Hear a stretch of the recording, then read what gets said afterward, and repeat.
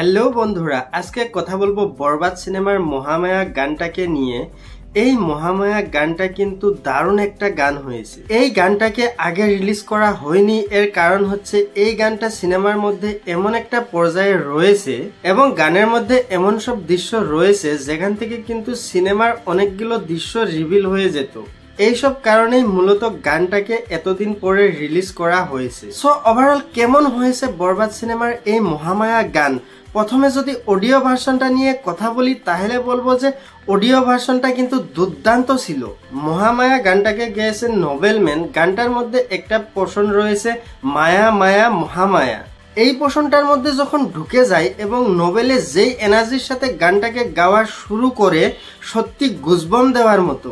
Visually আমরা দেখতে পাচ্ছি যে শাকিব খান একটা হার্ট ব্রেকের মধ্যে দিয়ে যাচ্ছে, একটা বিরহের মধ্যে দিয়ে যাচ্ছে। সে এখানে বলে ফেলে যে তার প্রেমিকা তাকে প্রতারণা করেছে, তার প্রেমিকা শুধুমাত্র তাকে ধ্বংস করার জন্য তাকে ভালোবাসে। ভিজুয়ালি কিন্তু গানটাকে দেখতে খুব ভালো এবং গ্রেঞ্জার লাগছে। এখানে দেখতে পাওয়া যাচ্ছে যে নায়িকার সাথে ফল ডাউনটা হয়েছে এবং একই সাথে বিধ্বংসী যন্ত্রণা যেন জ্বলে পুড়ে ছারখার করে দিচ্ছে।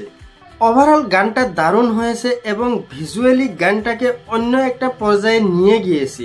এবং এই গানের সিঙ্গার নোবেলকে তো স্যালুট জানাতেই হবে, কারণ তার যেই লেভেলের এনার্জেটিক ভয়েস সবাইকে পাগল করে দেওয়ার মতো। সিঙ্গার নোবেলম্যানের তার কেরিয়ার একটা সময় অনেক উপরে নিয়ে গিয়েছিল, কিন্তু তার কিছু ভুল ডিসিশন এবং ভুলভাল কথাবার্তার জন্য তার ডাউনফল ঘটে। এখন কিন্তু সে কামব্যাক করার চেষ্টা চালিয়ে যাচ্ছে। আশা করি এই মহামায়া গানটার মধ্য দিয়ে তার একটা বড়সড় কামব্যাক হবে। তো বন্ধুরা, আজকের মতো এটুকুই। যারা যারা এই চ্যানেলের নতুন, চ্যানেলটাকে সাবস্ক্রাইব করে দেবেন। সুস্থ থাকুন, ভালো থাকুন, বাই বাই।